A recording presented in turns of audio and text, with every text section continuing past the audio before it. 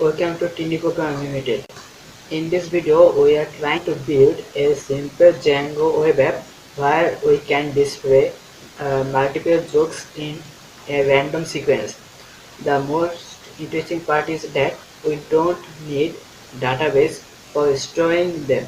Okay, the jokes are not coming from our database. They are displaying in random sequence. So it is time to build it.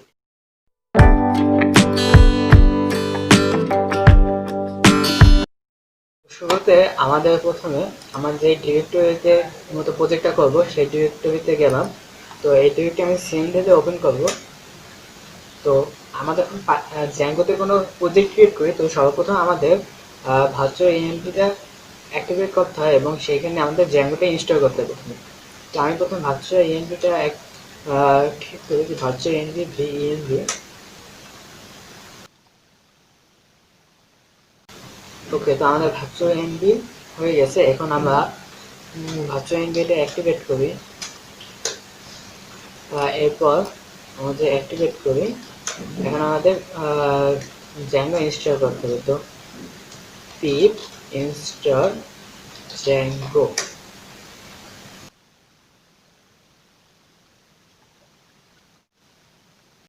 তো আমাদের Zango install করা হয়ে গেছে। তো এখন আমি জ্যাঙ্গো প্রজেক্টটা ক্রিয়েট করবো, যে জ্যাঙ্গো অ্যাডমিন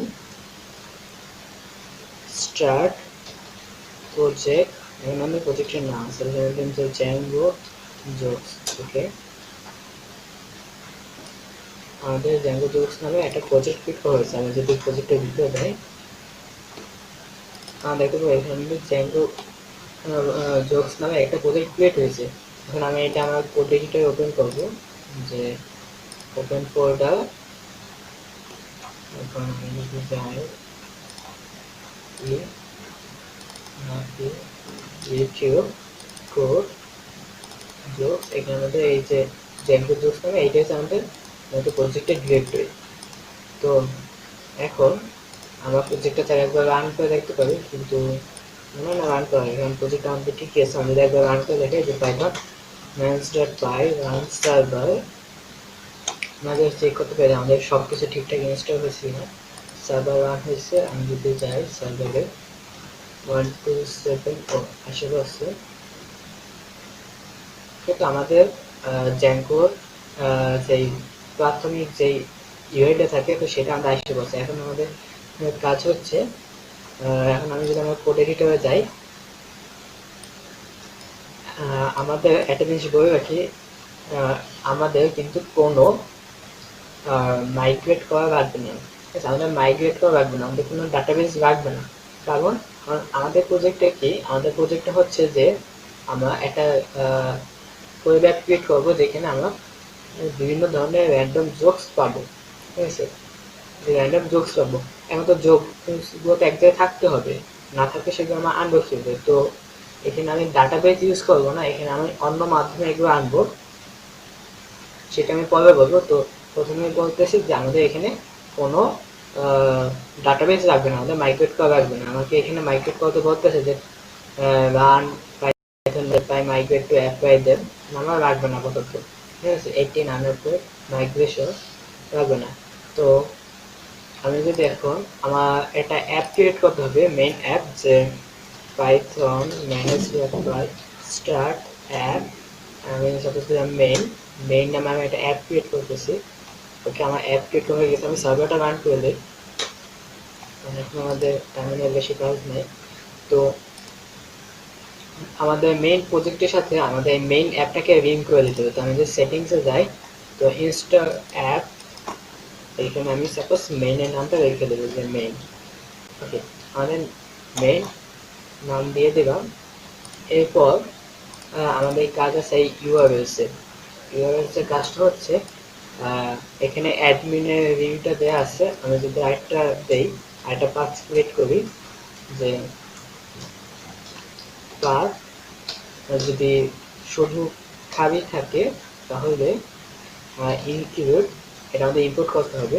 ইনক্লুড, এটা আমাদের দেখো মেইনটা ইউআরএলস, মেইন ফোল্ডারে মেইন অ্যাপের মধ্যে ইউআরএলস নামের পেজটা আমি ইনক্লুডটা ইম্পোর্ট করে নেই। ওকে, এখন আমাদের মেইন অ্যাপসে যাই, এখানে কিন্তু আমাদের ইউআরএলস ডট পাই নামে কোনো ফাইল নাই। তো আমি সেটা ক্রিয়েট করতে হবে। আমি ক্রিয়েট করি যে ইউআরএলস ডট পাই। ওকে, এখন আমি এই পাশে ইউআরএলস এর কোডটা এখানে নিয়ে পেস্ট করে দেই। আমার অ্যাডমিনটা লাগবে না, আমার অ্যাডমিন এই পাথটা লাগবে না, ইনক্লুড আমার লাগবে না। তো আমার একটা জিনিস ইম্পোর্ট করতে হবে যে ফ্রম ডট মানে সেম ফোল্ডার থেকে ইম্পোর্ট ভিউজ। এই ভিউজ নামে যে ফাইলটা আছে এই ফাইলটা আমি ইম্পোর্ট করতেছি, যে ভিউজ নেম। আর আমরা এখানে আমাদের ভিউজ ফাইল ওপেন করি। তো এখানে আমার আপাতত কিছুই নেই, ফাঁকা। আমাদের আমি টেস্টিং এর জন্য আমি এটা এচটিটিপি রেসপন্স দিয়ে টেস্ট করি যে আমাদের ঠিকমতো কাজ করে কিনা, যে Django http import http response। আমি একটা ফাংশন ক্রিয়েট করি যে ফাংশন মেইন নামে, এটা আমাদের মেইন মানে র্যান্ডিং পেজের ফাংশন রিটার্ন http response। এখানে আমি সাপোজ রেখে দিলাম যে টি প্রোগ্রামার লিমিটেড। ওকে, টি প্রোগ্রামার লিমিটেড। এখন আমি ইউএসএ এখানে আমি রেখে ডট মেইন মানে ভিউজ ফাইলে যে মেইন নামে যে ফাংশনটা আছে, আর আমি এখানে রেখে দেবো যে নেম সিলেক্ট করে দেবো। আমি এটা নেম দিয়ে দেবো হোম, যেন এটা পরে আমরা ইউজ করতে পারি। ওকে, আমি যদি একটু রিফ্রেশ দিই দেখি ঠিকমতো কাজ করে কিনা। সার্ভার ক্যামেরা রান করা আছে, না আমি সার্ভারটা রান করি। ওকে, এখন হবে এই আমাদের টিনি প্রোগ্রাম লিমিটেড এসে বলছে। এখন আমি কোডে যাই, আমরা HTTP রেসপন্স করবো না, আমরা একটা HTML ফাইল প্রেজেন্ট করবো হোম পেজে। তো তার জন্য আমাদের ইউআরএল লাগবে না, তার জন্য আমি এটা মেইন অ্যাপের মধ্যে একটা নিউ ফোল্ডার ক্রিয়েট করবো, নাম দেবো এখানে আমাদের টেমপ্লেটসগুলো থাকবে। ওকে, টেমপ্লেটসের মধ্যে আরেকটা ফাইলে আমি একটা হোম পেজটা ক্রিয়েট করবো যে index.html। তো আমি এখানে আমি বেশি ডিজাইনিকে করবো না, সিএসএস জাভাস্ক্রিপ্ট এসব বেশি ইউজ করবো না, আমি ডিরেক্ট বুটস্ট্র্যাপ থেকে নিয়ে আসবো। বুটস্ট্র্যাপ ইউজ করবো যারা আমার তাড়াতাড়ি হয়। তো বুটস্ট্র্যাপ স্টার্টআপ টেমপ্লেট, আমি প্রথমে টেমপ্লেটটা নেই। এখানে আমি নামটা একটু চেঞ্জ করে দিই, সাপোজ আমি টাইটেলটা দিই যে জোকস হাইফেন দেয়ার এখন টিনে প্রোগ্রামার লিমিটেড। ওকে, আমাদের জোকস একটা টাইটেল দিলাম। আমার এখানে হেডলাইনে সাপোজ দিলাম যে টিনি প্রোগ্রামার লিমিটেড, এরকম প্রোগ্রামার লিমিটেড। এখন আমি আগে জোকস দিয়ে দিই, আমি এটা একটা ক্লাস দেই যে ক্লাস টেক্সট সেন্টার, এটা বুটস্ট্র্যাপের জন্য। ওকে, আমি যদি এখন আমার পেজে রিলোড দিই, রিলোড দিয়ে কিছু হবে না, কারণ আমরা এটা ভিউসে আমাদের বলে দিতে হবে। তো ভিউসে আমার এসটিপি রেসপন্স লাগবে না, এর সাথে টেস্টিং এর জন্য আমি ট্রাই করছি। তো এখানে আমরা রাখতে হবে যে ভেন্ডার কিন্তু আমাদের প্রথমে ইম্পোর্ট করা আছে, যেরকম এখানে ভেন্ডার লেখা আছে। তো আমি কোথায় রিকোয়েস্ট আর তারপর আমার টেমপ্লেটের নামটা টেমপ্লেট index.html, এরপর আমাদের একটা কনটেক্সট ভ্যারিয়েবল দিতে হবে। তো কনটেক্সট আমি আপাতত ক্রিয়েট করে রাখবো যে কনটেক্সট এমটি একটা ডিকশনারি। আমাদের এখন আপাতত কোনো ডাটা পাঠাতে হবে না, সেটা আমরা পরে দেখবো। তো আমি কনটেক্সটটা পাঠিয়ে দিলাম। ওকে, এখন আমাদের কাজ করার কথা, রিলোড দিলাম।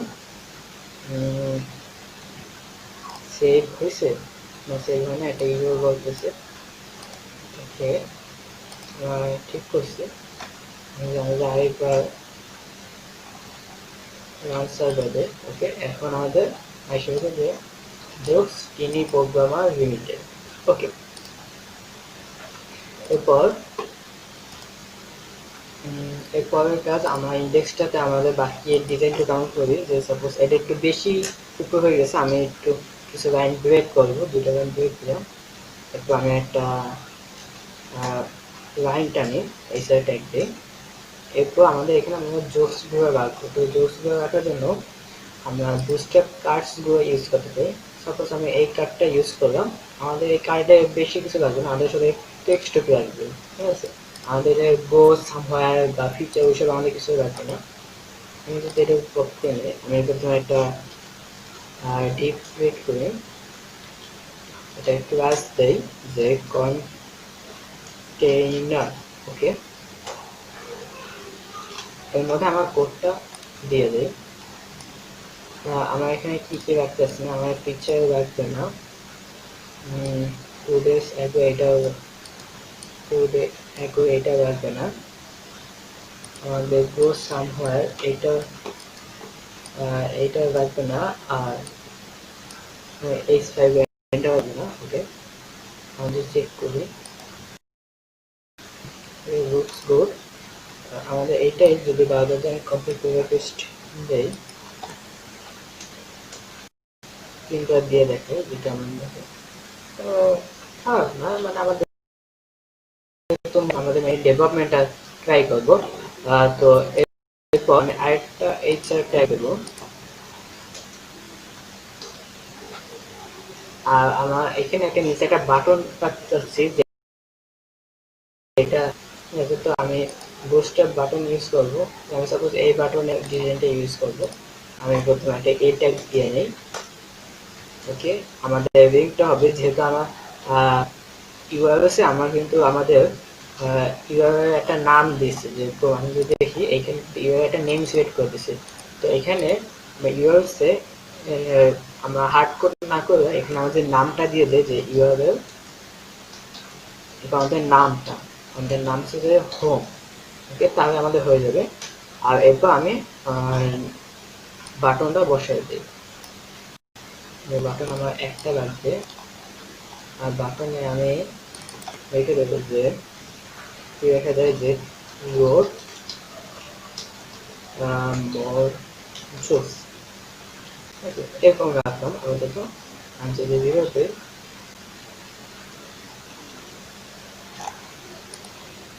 আমাদের এখানে একটা বাটন আছে, ওটা বাটন ক্লিক করে এটা ভিডিও দাও, ঠিক আছে, হয়ে গেছে। তো আমাদের মূলত ডিজাইনের কাজ শেষ, এখন আমাদের শুধু একটা কাজ বাকি, সেটা হচ্ছে আমাদের জোকস গুলো আনা, ঠিক আছে। এর জন্য আমাদের সর্বপ্রথমে একটা আমি সার্ভারটা একটু অফ করি, কারণ টার্মিনালে আমাদের এখন কিছু কাজ আছে। প্রথম কাজটা হচ্ছে আমাদের কিভাবে জোকস গুলো আনতে হবে। তো সেটা যদি আমি বলি, যে জোকস গুলো আনার জন্য আমরা একটা পাইথনের একটা মডিউল ইউজ করবো, সেটা হচ্ছে পাই জোকস। তো এই এই মডিউলটার কাজ হচ্ছে যে আমাদের ওর ভিতরে কিছু জোকস, যারা পাই জোকসটা ডেভেলপ করছে তারা এখানে কিছু জোকস দিয়ে রাখছে, ওকে। প্রায় 97টার মতো। তো পাই জোকসের কিছু ফাংশন আছে। আমি যে ওদের ডকুমেন্টেশনে যাই, ইনস্টল, এরপর আমি ইনস্টল করে দেখাই ডিরেক্ট, যে আমি ইনস্টল করেছি পিপ ইনস্টল পাই জোকস।